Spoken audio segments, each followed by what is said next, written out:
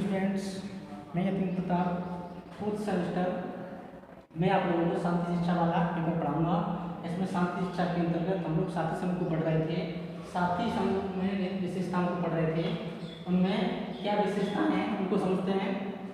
जिसे मैंने बताया कि विभिन्न स्तरों पर जब साथी समूह का निर्माण हो जाता है तो निर्माण होने के बाद साथी समूह के सदस्य अपने ग्रुप के प्रति विभिन्न प्रकार की प्रतिक्रियाएं देते हैं। जैसे कभी साथी समूह का कोई सदस्य अपने समूह के प्रति प्रेम दर्शाता है, कभी अपने समूह के प्रति गुस्सा दर्शाता है, कभी सहयोग की भावना दर्शाता है, कभी अपने साथी के व्यवहार की शिकायत करता है। इस प्रकार से साथी समूह में कुछ विशेषताएं होती हैं, उनको तय करने में कुछ विशेषताएं उनको देख लेते हैं हम। पहला है विश्वास। साथी समूह के अंदर विश्वास के संबंध देखे जाते हैं, अर्थात गुड फेथ की बात करते हैं, सद्भाव की बात करते हैं। साथी समूह होते हैं, उनके सदस्यों के मध्य सद्भाव के विश्वास होते हैं। एक साथी समूह में जो भी सदस्य होते हैं वो एक दूसरे पर विश्वास की स्थिति में होते हैं। जो भी कार्य करते हैं परस्पर जो मिलकर कार्य करते हैं, जो भी लक्ष्य तय करते हैं उनमें क्या होता है, आपसी भरोसा होता है, उसी के आधार पर कार्य का निर्धारण करते हैं। दूसरी बात है पारदर्शिता। साथी संबंधों के लिए पारदर्शी संबंध होना आवश्यक है, अर्थात साथी संबंध तभी स्थायी होते हैं जब उनमें हर एक प्रकार की पर्सनैलिटी होती है, पारदर्शिता होती है। उनके अंदर किसी भी प्रकार का दुराव नहीं होता, किसी प्रकार का कपट नहीं होता, किसी बात को छुपाते नहीं हैं। वो अपने ग्रुप में सभी छात्र प्रत्येक बात को शेयर करते हैं। किसी चीज़ को ये खाना होता है तो सब सारे के सारे लोग उसको बांटकर खाते हैं, मिलकर खाते हैं। इससे साथी समूह में मददता आती है और साथी समूह स्थायी होते हैं। ये दूसरी विशेषता हो गई। तीसरी विशेषता है सहभागिता। इसका तात्पर्य है कि ग्रुप के सभी छात्र या समूह के सभी छात्र समूह में कार्य करना पसंद करते हैं, अर्थात एक दूसरे का सहयोग करना, एक दूसरे को सहयोग देना, एक दूसरे से सहयोग लेना। और जो मानवीय गुण होते हैं, जो सामाजिक गुण होते हैं, उनको धारण करते हैं। और जो सहभागिता है, सहभागिता जैसे संबंध साथी संबंधों के निर्माण में बहुत महत्वपूर्ण भूमिका निभाते हैं। अगला देख लेते हैं, वो है स्वार्थ का अभाव। साथी संबंध तभी स्थायी होते हैं जब प्रत्येक सदस्य में स्वार्थ की भावना नहीं होती। निस्वार्थ भावना से उसके सदस्य काम करते हैं, और जब निस्वार्थ भावना से काम करते हैं तो उनके जो विश्वास होता है, उनके मध्य जो विश्वास होता है अच्छे स्तर को प्राप्त करता है, जिससे साथी संबंधों को स्थायित्व प्रदान होता है या स्थायित्व प्रदान करने में मदद मिलती है। और जब कभी भी साथी संबंधों के मध्य स्वार्थ की भावना आती है, वैसी स्थिति में साथी समूह के संबंध धड़कते देखे जाते हैं, टूटते देखे जाते हैं। इसलिए साथी संबंधों में विशेषताओं के अंतर्गत स्वार्थ का अभाव होना नितांत आवश्यक है। अगला देखते हैं, कुछ और भी छूट रहे हैं, उसको देख लेते हैं। सहभागिता हो गई, उसके बाद प्रभावशीलता का तात्पर्य इफेक्टिवनेस, इंग्लिश में कहते हैं, अर्थात साथी समूह का प्रत्येक सदस्य एक दूसरे के विचारों से, एक दूसरे के कार्यों से, एक दूसरे की सहमति से या एग्रीमेंट से क्या होते हैं, प्रभावित होते हैं। अर्थात एक सदस्य दूसरे सदस्य के कार्यों से प्रभावित होता है, दूसरे सदस्यों के विचारों से प्रभावित होता है, और उनमें जो वैचारिक समानता होती है, वैचारिक मेथड होता है, उसी के आधार पर साथी संबंध होते हैं, वो स्थायित्व प्रदान करते हैं। अगला देख लेते हैं, सामूहिक कार्य। सामूहिक कार्य का तात्पर्य है कि साथी समूह के सभी सदस्य सामूहिक कार्य करते हैं। जब सामूहिक कार्य करते हैं तो उनके अंदर सहयोग की भावना, परोपकार की भावना, निस्वार्थ प्रेम की भावना उत्पन्न होती है, जिससे साथी संबंध ज़्यादा स्थायी, ज़्यादा मजबूत होते हैं। अगला है विचारों का आदान प्रदान। साथी समूह तभी स्थायी होता है, साथी संबंधों का स्थायित्व तभी मिलता है जब साथियों के मध्य विचारों का आदान प्रदान होता है। किसी भी समस्या के प्रति, किसी भी बात के प्रति साथी समूह आपस में मिल बैठकर विचारों का आदान प्रदान करते हैं। जो भी समस्या होती है उसका समाधान प्राप्त करते हैं, और अंतिम निष्कर्ष पर पहुँचते हुए अपने मधुर संबंधों को बनाए रखते हुए वो समस्या का समाधान करते हैं। इस प्रकार से विचारों के आदान प्रदान से साथी संबंधों में स्थायित्व आ जाता है। अगला देख लेते हैं, वाद विवाद। मैंने बताया था कि साथी समूह तभी बनते हैं जब उनमें वैचारिक एकता होती है, समान रुचियाँ होती हैं, समान बौद्धिक क्षमता होती हैं, उसके बाद भी कुछ साथियों के मध्य छोटे छोटे से विवाद होते हैं, उनको साथी समूह के जो सदस्य होते हैं वो आपस में विचार विमर्श करके तर्कों के द्वारा उन समस्या का समाधान करते हैं और जो साथी समूह होता है उसको स्थायी प्रदान करते हैं। अगला देखते हैं, वाद विवाद हो गया, स्वार्थ का अभाव हो गया, मैं बता दिया था इससे पहले। अगला है प्रतियोगिता। प्रतियोगिता को देख लेते हैं। प्रतियोगिता का तात्पर्य होता है प्रत्येक साथी समूह के अंदर प्रतियोगिता की भावनाएं होती हैं। वो प्रतियोगिता की भावनाएं भी हेल्दी होती हैं, स्वस्थ प्रतियोगिता पर, स्वस्थ आदतों पर आधारित होती हैं। जैसे शैक्षिक प्रतियोगिता से बात करते हैं, यदि करिकुलम से बात करते हैं तो प्रत्येक साथी समूह का प्रत्येक छात्र चाहता है कि वो अपना सर्वश्रेष्ठ प्रदर्शन दे, अपने साथियों से आगे निकले, अपने साथियों से अच्छा प्रदर्शन दे। ठीक ऐसे ही जो करिकुलर एक्टिविटीज़ होती हैं, पाठ्यक्रम क्रियाएँ होती हैं, उसमें भी चाहता है कि अपने साथी समूह से अच्छा प्रदर्शन करे। इसलिए इससे साथियों के अंदर एक स्वस्थ प्रतियोगिता की भावना विकसित होती है, जिससे साथी संबंधों को बढ़ावा मिलता है या साथी संबंध ज़्यादा मजबूत होते हैं।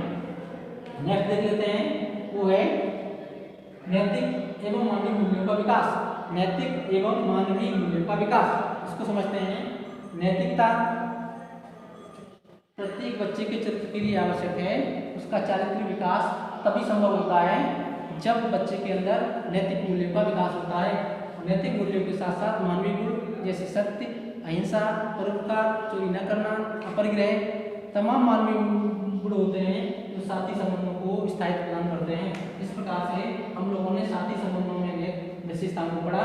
इसके अलावा भी कुछ विशेषताएं हैं, वो आप लोग देख सकते हैं। हम लोगों ने कुछ मोटी मोटा बातें थी, कुछ विशेषताएं थी, उनको पढ़ा। एक बार रिपीट करते हैं।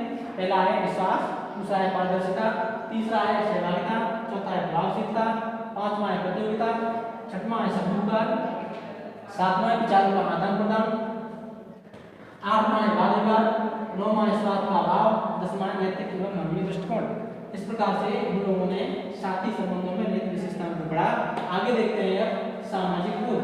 सामाजिक बोध का तात्पर्य होता है, सोशल कॉग्निशन का तात्पर्य होता है कि जो भी चीज़ें छात्र सीखता है, अपनी सीखी गई जो बातें हैं, सीखी गई सूचनाएं हैं, जो तथ्य हैं, उनको आगे चलकर परिस्थितियों के अनुसार अपने व्यवहार में परिवर्तित कर लेना। अर्थात जो भी बातें छात्र ने सीखी हैं अपने विकास क्रम में, जो भी बातें छात्र सीख कर आ रहा है, उन बातों को परिस्थितियों के अनुसार परिस्थिति विशेष में अपने व्यवहार में ढाल लेना और व्यवहार में डालते हुए अपने आचरण द्वारा उन समस्याओं को समाधान करना। यही सोशल कॉग्निशन कहलाता है, सामाजिक बोध कहलाता है। सामाजिक बोध का अर्थ हमने पढ़ा। अब सामाजिक बोध की कुछ विशेषताएं पढ़ लेते हैं। सामाजिक बोध की विशेषताएं, पहला है मस्तिष्क से संबंध। मैंने बताया कि किसी भी कोई भी विकास हो, कोई भी किसी तरह का विकास हो, उसकी समस्त प्रक्रिया मस्तिष्क के विकास से ही होकर गुजरती है। इसलिए मस्तिष्क वो आधारभूत फाउंडेशन है, वो आधारभूत पृष्ठभूमि है जिससे होकर सभी प्रकार के विकास गुजरते हैं। इसलिए यहाँ भी सामाजिक बोध की बात करेंगे तो जब कभी छात्र मानसिक रूप से सूचना को ग्रहण करता है, तथ्यों को ग्रहण करता है, उनको सीखता है, उनको सीखने के बाद अपने आचरण में, व्यवहार में उन चीज़ों को अपनाता है, तो उससे क्या होता है, जो सामाजिक बोध की प्रक्रिया है, जो सामाजिक बोध है वो तीव्र गति से होता है। दूसरा होता है सूचनाओं के भंडारण से संबंध। मैंने बताया कोई भी सूचना मस्तिष्क द्वारा भंडारित की जाती है, मस्तिष्क द्वारा ग्रहण की जाती है, और मस्तिष्क जब उन सूचनाओं को सीख लेता है तो उसका वो भंडारण कर लेता है, और जो भंडारित की गई जो सूचनाएं होती हैं मस्तिष्क के अनकॉन्शियस माइंड में चली जाती हैं, मस्तिष्क के अचेतन मन में चली जाती हैं। जब कभी भी कोई परिस्थिति उन सूचनाओं से संबंधित आती है, वैसी स्थिति में अचेतन मन उन समस्याओं को, जो बातें हमने सीखी हैं, उनको पुनः याद करता है और अपने व्यवहार द्वारा, अपने कार्य द्वारा अपनी समस्याओं को समाधान कर लेता है। इसलिए सूचनाओं के भंडारण से इसके संबंध में बहुत महत्वपूर्ण इनका कार्य है। अर्थात सामाजिक बोध की विशेषता है कि सूचनाओं के भंडारण किया जाए। अगला है मानसिक विकास से संबंध। अभी मस्तिष्क की बात मैंने की। अब मानसिक विकास का तात्पर्य होता है कि प्रत्येक छात्र की मानसिक स्थितियाँ अलग अलग होती हैं, अर्थात मेंटल एबिलिटीज, अर्थात जो उसकी बौद्धिक क्षमताएं होती हैं वो अलग अलग होती हैं। उच्च बौद्धिक क्षमताओं के व्यक्ति तथ्यों को, चीज़ों को आसानी से सीख लेते हैं और जो भी सामाजिक प्रक्रियाएं हैं, सामाजिक व्यवहार है, उनको करना जल्दी सीख जाते हैं। इसलिए सामाजिक बोध की विशेषता है कि मानसिक विकास जिसका जितना ज़्यादा होता है, सामाजिक बोध की प्रक्रिया उस बच्चे के अंदर उतनी ही ज़्यादा होती है। अगला देखते हैं सामाजिक योग्यताओं से संबंधित। जो भी छात्र या जिन छात्रों के अंदर सामाजिक कॉग्निशन होता है, सामाजिक योग्यताएं होती हैं, सामाजिक रूप से जो बच्चे कुशल होते हैं, उन बच्चों में सामाजिक बोध की प्रक्रिया तीव्र पाई जाती है, स्थायी रूप से पाई जाती है। अगली ये विशेषता होती है। अगला है जैविक व्यवस्था से संबंधित। जैविक व्यवस्था की बात करेंगे, बायोलॉजिकल अप्रोच की बात करेंगे तो उसमें जैविक व्यवस्था का प्रभाव सामाजिक बोध पर निश्चित रूप से पड़ता है। यदि कोई बच्चा गर्भ में किसी प्रकार से उसके डिसऑर्डर हुआ है, किसी प्रकार से उसको क्षति पहुंची है, जन्म लेने के बाद उसके मस्तिष्क का विकास नहीं होता, उसके मस्तिष्क के विकास होने के न कारण वो सामाजिक जो बोध होता है, सामाजिक मान्यताएं होती हैं, जो सामाजिक स्थितियाँ होती हैं, उनको जल्दी नहीं सीख पाता, सामाजिकता के जो गुण होते हैं उसमें नहीं आ पाते, इसलिए वो असंतुलित हो जाता है। तो ये तीसरा कारण है। और भी इसमें कहा जाता है कि जो भी बच्चे का वंशक्रम होता है उसका प्रभाव भी बच्चे पर पड़ता है, अर्थात कमजोर वंशक्रम के बच्चे जिसमें किसी प्रकार की कमियां हैं, उन बच्चों में सामाजिक बोध की प्रक्रिया धीमी होती है या बहुत कम होती है।